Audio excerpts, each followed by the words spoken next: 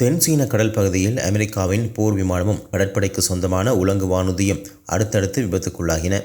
தென் சீன கடல் பகுதி மிகவும் சர்ச்சைமிக்க பகுதியாகும். இந்த கடல் பகுதியை சீனா, வியட்நாம், பிலிப்பைன்ஸ், மலேசியா, புரூனே மற்றும் தாய்வான் ஆகிய நாடுகள் உரிமை கொண்டாடி வருகின்றன. இந்நிலையில் தெற்கு சீன கடலில் அமெரிக்காவின் போர் விமானமும் கடற்படைக்கு சொந்தமான உலங்கு வானூர்தியும் அடுத்தடுத்து விபத்துக்குள்ளாகின.